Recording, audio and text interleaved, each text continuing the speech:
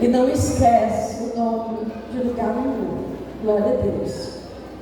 Agradeço ao meu esposo, pastor Davi, que bondosamente me acompanhou nessa viagem. Geralmente, quando as agendas são muito assim, próximas umas das outras, por exemplo, quando eu prego sexta-feira numa cidade, sábado em outra, domingo em outra, fica muito cansativo para mim pregar e ainda dirigir. E ele bondosamente me acompanha em algumas agendas. Eu louvo a Deus pela sua vida, agradeço a Deus pela sua vida. Amadas irmãs, amados irmãos, eu trago um abraço do meu pastor presidente, pastor Fábio Henrique, ali da Assembleia de Deus, em Zedoca. Meus queridos, minhas queridas, cada pregador, eu acredito que deve ter alguma estratégia, alguma técnica de elaborar suas mensagens. Uma mensagem, a gente sabe que não nasce no púlpito. Uma mensagem nasce no joelho, orando, nasce no jejum, nasce na leitura da palavra de Deus. E isso é geral para todo pregador, para toda pregadora. Porém, na questão de fazer o esboço, tem pregador que prega com o esboço aqui arquitetado na sua mente. Eu, particularmente, faço um breve esboço aqui, só mesmo dos pontos ali que eu quero abordar, mas geralmente, depois os irmãos vão entender porque eu estou falando isso, geralmente a introdução da mensagem dificilmente eu faço na hora que eu estou preparando a mensagem. E hoje, especialmente, o Espírito Santo, logo que eu cheguei no hotel e estava muito cansada, eu dormi bastante, confesso, hoje à tarde. E eu tive um sono, e eu só vim entender quando eu cheguei aqui. Eu tive um sonho, eu contei para o meu esposo. Um sonho muito confuso, onde havia um mar, a água muito embaraçada, muito lambeada e muito forte a correnteza. E um exército caía neste mar, estava sendo levado pela correnteza. E eu não entendi. E o Espírito de Deus falou no meu coração, quando eu sentei aqui, a introdução desta mensagem eu vou te dar através de uma visão. Fecha teus olhos. E quando eu fechei os olhos, eu comecei a chorar, porque eu vi dois exércitos. Um dos exércitos estava marchando em direção às regiões celestiais. Um dos exércitos estava marchando. E antes de chegar nas regiões celestiais, eu consegui contemplar que antes dessa transição desse exército para as regiões celestiais, eu consegui ver soldados abençoados com bons empregos, não apenas na militância do exército, mas trabalhando no mundo secular com bons empregos. Consegui ver dentro daquele exército soldados, entre eles homens e mulheres. Não era um soldado, não era um exército apenas de homens, era de homens e mulheres, de jovens, homens, jovens, mulheres. E antes desse exército alcançar as regiões celestiais, eu consegui ver soldados e soldadas encontrando bons casamentos. Eu via soldados felizes com suas famílias, bem empregados com sua família, felizes. Mas no mesmo momento eu vi um outro exército, e este outro exército, ele estava saindo de dentro desse exército e estava militando para as regiões celestiais. E eu chorava muito ali sentada na cadeira, porque eu vi muitos soldados e soldadas saindo deste exército e militando no outro exército. E eu observava e eu via claramente, eu não conseguia nem contemplar os hinos aqui, porque eu conseguia ouvir o que o comandante do exército que estava recebendo aqueles soldados dizia, e dizia para eles: porque tu vieste para esse exército? E alguns soldados chegavam e diziam: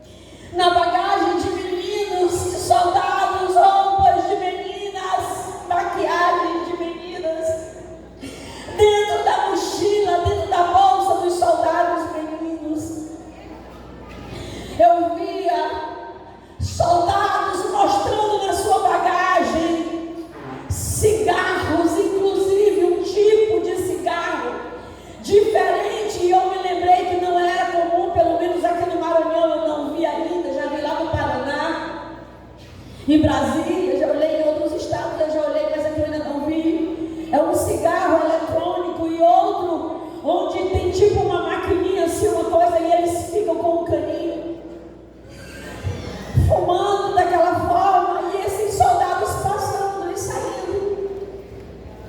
E o Espírito Santo diz: o meu coração chora por esse exército, porque uma parte desse exército está contemplando na tua frente hoje.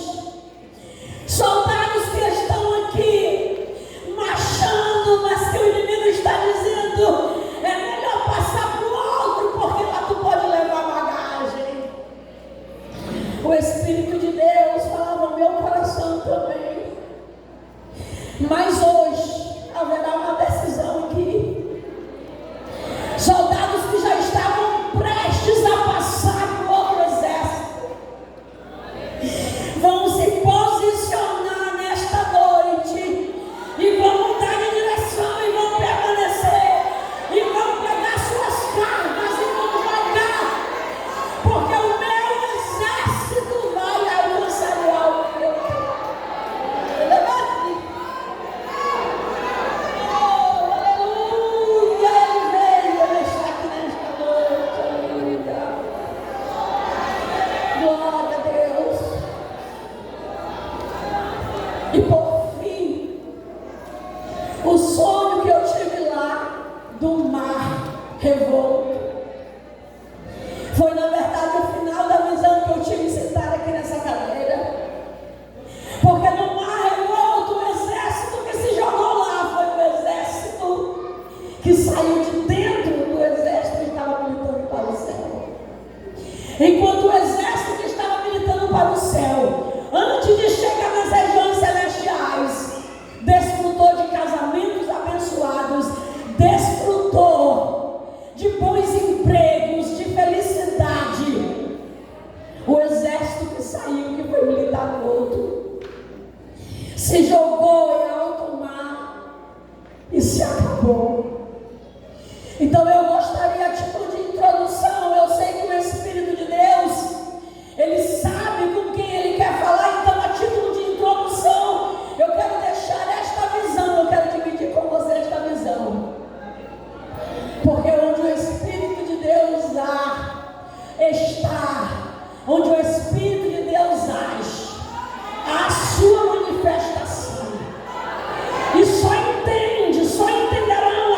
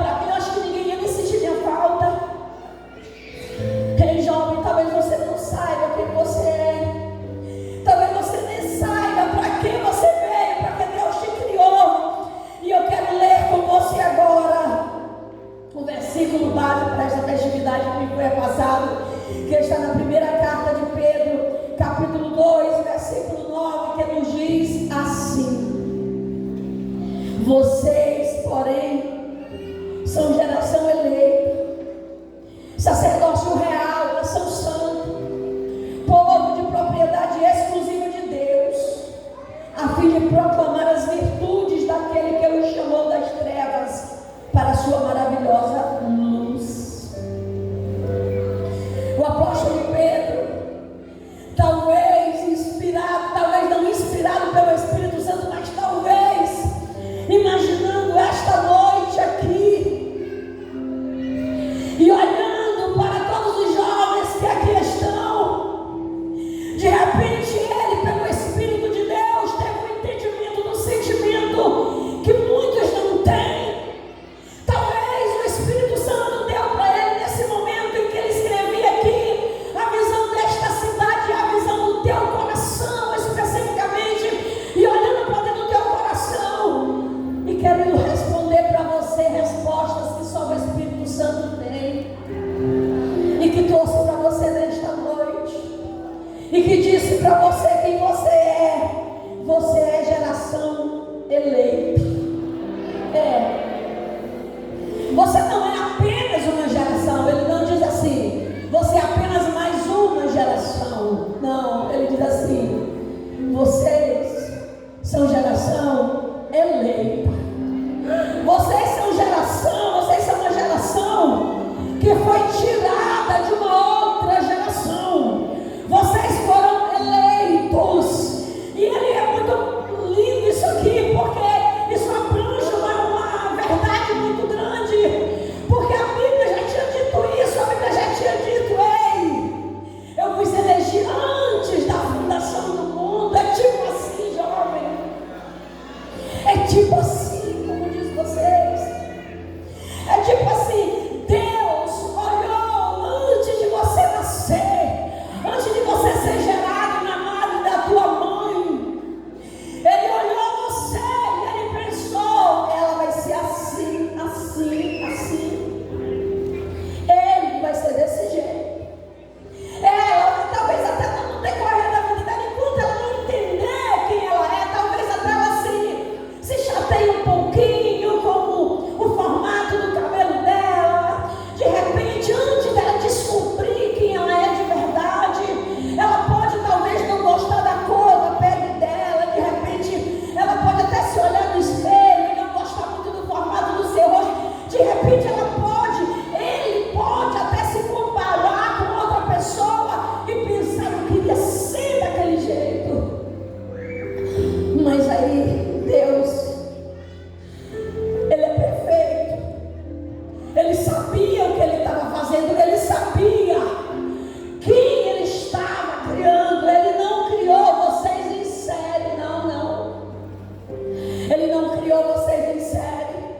Ele não disse assim simplesmente, haja uma geração de jovens. Não. Ele disse, a Maria, ela vai ser desse jeito aqui. O André, eu escolhi que ele vai ser assim. O Paulo, o João, o Mateus, é desse jeito que eu quero. A Sandra, a Juliana, é desse jeito aqui. No começo elas não vão entender, mas depois eu vou colocar no coração do pastor da igreja deles para organizar um congresso, e nesse dia eu vou me revelar de tal forma para eles que nunca mais eles terão nenhum tipo de sentimento de preconceito em si mesmo ao se olhar no espelho, porque eles vão descobrir quem eles são de verdade. E aí João, lá no Evangelho de João, capítulo 15, versículo 16, diz, não fostes vós que me escolhestes a mim. Olha, jovem, o que Deus está dizendo para vocês. Vocês até acharam em algum momento que vocês aceitaram a Jesus, que vocês aceitaram ao Senhor. Vocês muitas vezes até repetem isso, né? Eu aceitei a Jesus. Estão sendo iludidos nesse momento, sabe por quê? Porque o milagre é muito maior do que isso. Não foi apenas você que aceitou o convite, foi Ele que escolheu a voz. Ele disse, não fostes vós que escolhestes a mim. Ele disse assim, contrário. Eu escolhi a voz. Eu olhei para você naquele dia que ninguém te olhava e eu disse: vem, filha, é hoje. Vem, filha, vem. Eu toquei em alguém e mandei fazer um convite para você. Foi eu que chamei. Quando a gente ouve a história do filho pródigo, a gente pensa assim: ah, mas o filho pródigo foi ele que foi atrás do pai dele, né? Às vezes a gente pensa isso. Mas vamos começar a ler a Bíblia com mais atenção. Porque o filho pródigo, ele não foi atrás do pai dele. Não, missionário, presta atenção que vai pregar. Está cheio de teólogo, cuidado. O filho pródigo, ele foi para a casa do seu pai atrás de pão. Ele não foi atrás do pai dele, não. Ele foi atrás de pão. Ele disse que ele queria ser pelo menos como um daqueles empregados, porque ele queria comer o que aqueles empregados comiam. Ele voltou atrás de pão. Quem foi atrás dele foi o pai dele. Quando ele vai vindo, a Bíblia diz que o pai dele foi ao seu encontro, porque é o pai que nos escolhe. O pai olhou para ele, o abraçou, correu até ele, correu. Sabe por quê? Porque se tem alguém que entende o coração de um jovem, é o Senhor. Se tem alguém que entende o teu coração, é o Senhor. Você não precisa ficar preocupada por alguém não te entender. Você não precisa ficar com os conflitos dentro de si, achando que ninguém te entende. Há alguém que te entende. O Senhor te entende. Foi Ele que te criou. Eu escolhi a vós outros. Você é escolhida. Você, jovem, é escolhida. Você não é uma pessoa que foi jogada no mundo aqui de qualquer jeito. Sabe o que aconteceu? A palavra de Deus diz em Isaías 41:9 que Deus, eu vou contar para você o que aconteceu quando você se encontrou com Jesus. A Bíblia fala que Deus te tomou das extremidades da terra, dos seus cantos mais remotos. Ele te chamou e Ele te disse: tu és a minha serva, o meu servo. Eu te escolhi e eu não te rejeitei. Não temas, porque eu estou contigo. Não te assombres, não tenha medo de nada, porque eu sou o teu Deus. Você não precisa ter medo de estar na minha presença. Você não precisa ter medo do futuro. Não, você não precisa ficar ansioso com o futuro. Você também não precisa ficar pensando no passado. Você não precisa entrar numa depressão pensando no passado. Não, você pode viver um dia de cada vez na minha presença, porque basta cada dia o seu mal. Ei, aos meus, assim diz o Senhor, eu dou para eles, aos justos eu dou para eles enquanto estes dormem. Enquanto você dorme, jovem, na sua casa, o Senhor está preparando outro dia para você. Você não precisa perder sono, preocupada com o futuro, preocupada com a segunda-feira, não, porque você tem um Deus que cuida de você. O Senhor olhou das extremidades da terra e Ele viu você. Talvez você já se perguntou: mas como? Porque eu no meio da minha família? Porque justamente porque Deus não chamou primeiro aquela minha irmã? Porque ela tem um poder de persuasão muito melhor do que o meu. Ela é uma pessoa muito entendida. Ela é muito respeitada. Ele é muito respeitado na família. Se Deus tivesse chamado ele primeiro, com certeza toda a minha casa ela tinha sido ganha para Jesus. Mas a ótica de Deus não é assim. A ótica de Deus não é o grau de influência das pessoas. A ótica de Deus não é o status da pessoa no meio da família. A ótica de Deus não é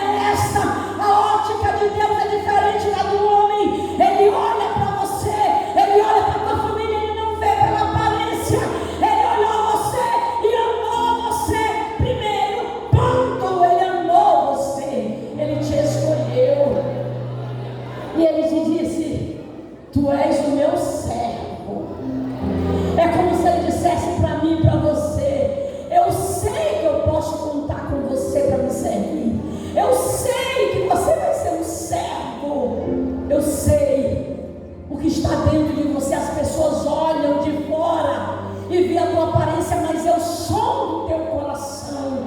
Eu sei que você sim se dobraria diante de mim. Você foi escolhida de Deus, geração eleita, geração escolhida, geração que foi eleita. Deus olhou nas extremidades da terra e foi catando você, jovem, aqui, você ali. Ele chamou você aqui, você pequenininha aí no cantinho tão tímida. Foi você que está chorando, Ele olhou para você e disse: você vem. Olhou para aquele jovem lá atrás e disse: vem. Olhou para aquele outro: vem. Olhou para essa gentiarinha branca: vem. Olhou para quem estava em casa e disse: vem. Olhou para alguns que já estavam na prostituição e disse: vinde como estás, vinde, não permaneça mais, vem. Olhou para alguns, olha o que o Espírito diz aqui nesta noite, olhou para alguns que já estavam inclusive provando de drogas e a família nem sabe, já estavam ali tendo acesso a drogas, mas aí o Senhor usou um momento, tocou no coração e chamou: vem, eu te chamo, eu te amei, eu te escolhi, tu és o meu servo, aleluia, escolhida de Deus, eleita de Deus. Aí Pedro continua e diz assim: sacerdócio real. Eita, missionário, que é isso que Pedro diz de mim? Pedro está falando de mim. O que Pedro está dizendo de mim? Que sou o sacerdócio real. O que ele quer dizer de mim? Sabe o que era que Pedro estava dizendo de você, jovem? Ele estava dizendo para você que você é uma pessoa que tem livre acesso com Deus. Você tem livre acesso. Mas missionário é eu, tão jovem, não tenho muita experiência. Sim, você tem livre acesso. Os sacerdotes, eles eram, sabe quem no Antigo Testamento? Aqueles que levavam notícia do povo para Deus, inclusive notícia do pecado. Eles ofereciam sacrifícios pelo pecado do povo. O povo vinha, confessava o seu pecado como sacerdote, e ele oferecia ali aquele sacrifício que subia como um cheiro suave diante de Deus, e aquele pecado daquela pessoa era colocado sobre um animal, e esse animal ele era solto no deserto. Sabe para quê? Representava ali o pecado das pessoas, e esse pecado ele era solto no deserto e ninguém nem sabia mais notícia para onde aquele bode ia parar. Enquanto isso, o outro bode era morto, sacrificado para pagar os pecados daquela pessoa que chegou ao sacerdote.